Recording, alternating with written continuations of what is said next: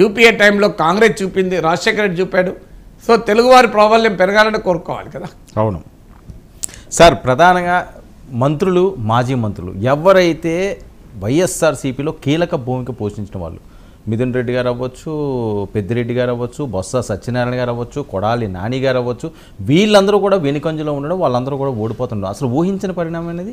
అంటే మొత్తం 23 సీట్లు పరిమితమైనప్పుడు ఎవరు మిగులుతాడు ఇక. అవును, ఇక అది భారీగా తుఫాన్ వస్తే వటవృక్షాలు కూడా పడిపోతాయి కదా. ఇక ఇంకా మంత్రులు ఏంది, ఇంకెవరైంది, ఆ తేడానే లేదు. అవును, అందువల్ల ప్రజలు కనుక తిరగబడితే ఎవడైనా ఒకటే అన్నదానికి ఇది ఒక ఉదాహరణ. అందువల్ల బలవంతుడు నాకేమని అని అనుకుంటే చలిచీమల చేత చిక్కి చావద సుమతి అనే సుమశతకం ఇప్పుడుందా? అందువల్ల రాజకీయ నాయకులు ఇప్పటికి కూడా ఓడిపోయినాక అయినా గెలిచిన వాళ్ళైనా ఒకసారి వేమన శతకం, సుమతి శతకం తెప్పించుకొని 1-2 సార్లు చదువుకోవడం మంచిది.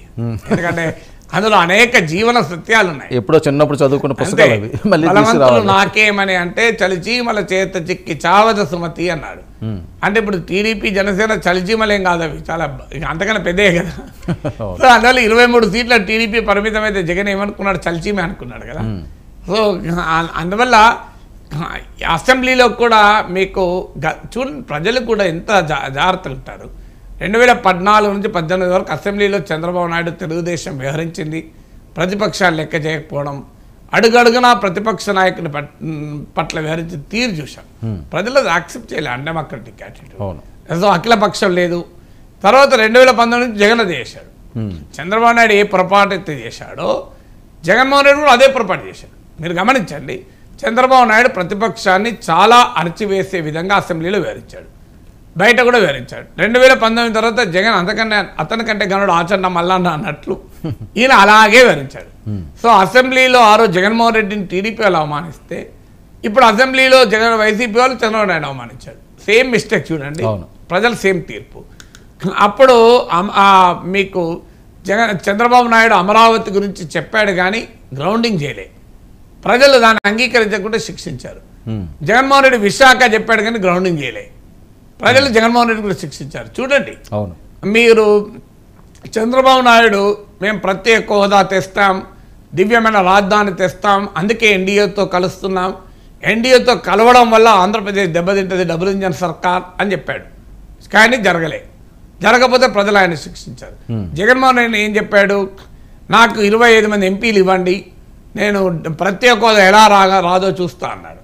ప్రజలు నమ్మి 22 ఎంపీలు ఇచ్చారు. ఏం జరిగింది, వెళ్ళి గోదీ పాలిటిక్స్ అంటే మోడీ బీజేపీకి అనుకూలంగా వివరించాడు. ఎక్కడా కూడా బీజేపీని ఒక్క మాట ప్రశ్నించలేదు, ఒక్క ప్రశ్న మోడీనే లేదు.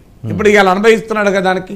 సో 5 ఏళ్ల పాటు బీజేపీని సమర్థిస్తే బీజేపీ చంద్రబాబు నాయుడుతో కలిసి జగన్ ఓడించారు. ఇప్పటికైనా అర్థం చేసుకోవాలి కదా ఇది. సో అందువల్ల అక్కడ కూడా సేమ్ మిస్టేక్ మీరు చూడండి. మీరు చంద్రబాబు నాయుడు చీఫ్ మినిస్టర్ అయ్యాక పార్టీని పట్టించుకోలేదని ఆయనే ఎన్నోసార్లు ఒప్పుకున్నాడు. జగన్మోహన్ రెడ్డి కూడా సీఎం అయ్యాడు, పార్టీని పట్టించుకోలే, అనుభవించాడు. మీరు క్లియర్గా కనబడుతుంది ఎవరైతే మీకు చంద్రబాబు నాయుడు అధికారంలోకి వచ్చాక మిత్రపక్షాలకు దూరం అయ్యాడు, బీజేపీకి దూరం అయ్యాడు, జనసేన దూరం అయ్యాడు, 19లో ఓడిపోయాడు.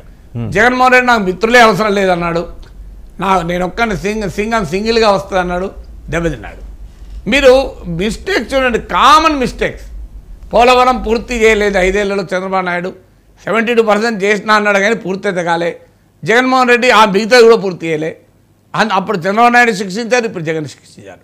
మీరు లెక్క తీయండి, అసలు ప్రతి అంశంలో పోలికుంటుంది మీకు. చంద్రబాబు నాయుడు నేను ఇప్పుడు 5-6 చెప్పాను కదా మీకు. అందువల్ల ఎప్పుడు కూడా ప్రజలు చాలా తెలివైన వాళ్ళందానికి ఈ తీర్పు ఒక ఉదాహరణ కదా. ప్రజలు ఎంత తెలివైన వాళ్ళు, నాయకులు మీరు మీ అంచనాలకు అందరూ ప్రజలు అని, నాయకుల అంచనాలకు ప్రజలు అందరూ అనడానికి 2019లో చంద్రబాబు నాయుడుకి అనుభవం, 2024లో జగన్మోహన్ రెడ్డికి అనుభవం కదా సార్. ఈ 23 కాన్సెప్ట్ 2014 23 మందిని వైఎస్ఆర్